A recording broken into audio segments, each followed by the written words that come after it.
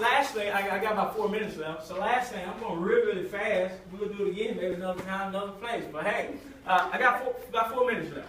But I want you to know, and it's awesome that a company will pay you to hear me speak. Isn't that awesome too? Give yourself a lot of companies don't do that. All right, so I want you to know there are 5 things that makes for a healthy relationship. Anybody married? Well, you take these 5 things home and you put them in place, it's going to work. Anybody involved in an organization, a civic organization, or church, or something like that in their community? You take these 5 things and you take it back to that organization with you, it's going to work. Anybody work in a department where there's more than you in that department? Yeah. And you have to deal with all kinds of personalities, and all kinds of people with issues, and different cultural groups, and different backgrounds, and different educational levels. You have to deal with all that kind of stuff. Well, if you put these 5 things in place, everything's going to work smoothly. Would y'all like to know about those 5 things really quick? Yes. All right, I got about like 45 seconds for each one. So here we go. I want you to know that the first key to a healthy relationship, especially a team building setting like you guys have here, it is honest feedback. Honest feedback. Being honest with the person who's working next to you. Because guess what happens when we're not honest with the person when they go back to that emotional ignorance and we're unable to really own how we feel. Your emotion is real. Your emotion is real. And so you feel how you feel, and we want to warrant your feelings. But when you don't share with the person how their behavior made you feel in a certain way, and you harbor that emotion within you, then guess what ends up happening 6 months later?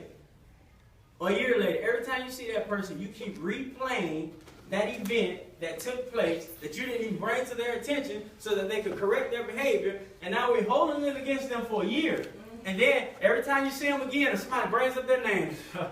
And that thought becomes back in your mind, and that's really what resentment is. It is a resent message of an earlier behavior that we dared not address.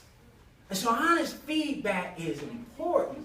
And so we see teams in every walk of life, sometimes they're pulled down because everybody's operating off on these messages from last year. These messages from 6 months ago. And so we have all of this resentment because this person did something to you. They don't even know what they did to you. And if you didn't share it with, anyway, you know how it goes, right? So honest feedback is a very big deal. Very big deal. Now, and be open-minded to what others have to say. And when you're a seeker of truth, you're going to be absolutely open-minded to what they have to say. Because ultimately, you want personal success in life. Am I right or wrong? Right. You want all 4 tires on your car, you want the right air pressure, and you want them to get you where you got to go. Am I right or wrong? And so we want to operate with honest feedback. The next one, real quick, is emotional support. Emotional support. Hey, everybody here has a personal life outside of work. Am I right or wrong? Hey, let's lift each other up. That's part of being a great team member. Building people up. Telling them it's going to be okay. Just kind of reframe the picture sometimes. I can't pause there. I got to keep going. And the next one is compassion. Working at Cyberswood, I think you need some compassion. That would be like at the top of the list. Compassion. No one part of the job description. Would you say or would you not say? Yes. We're not working in the lumberyard. So compassion. Now there are 2 aspects of compassion that we all can exhibit. One is empathy and the other one is sympathy. Empathy and sympathy. I got to keep moving. But compassion is very, very important. The next one is instrumental support, instructional support. If you have the answer within you and it takes you 2 seconds to just share the answer, and then you tell somebody, look at that box. I think it's at the bottom of that box. If it's not at the bottom of that box, there's a crate down the hall. There's a room down the hall. There's about 100 boxes in there. Look at those boxes. I think you'll find the answer. And it takes you 20 seconds to give them the answer. Oh, I keep moving. All right, so that is very important. The instructional, the instrumental support if you have an answer. And then the last one that's very, very important, I'm sure corporate really likes this one, and that's the sense of belonging.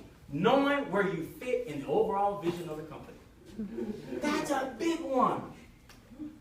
Every company in America, it's a fact.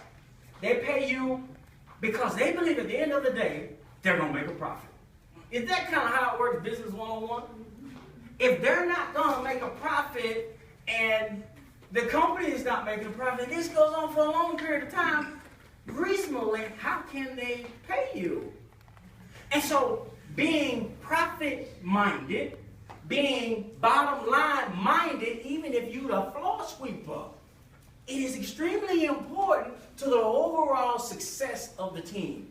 Everybody is to be aware of the overall vision of the company, the overall mission of the company, and how you, as someone who's putting food in the oven, or you as someone who's washing dishes, or you as someone who's changing bedpans, or you as someone who's the activities coordinator, or you someone who's in maintenance, or you someone who's a skilled nurse, or you someone who's in rehabilitation, how do you fit in the overall vision, the overall mission of Sabra?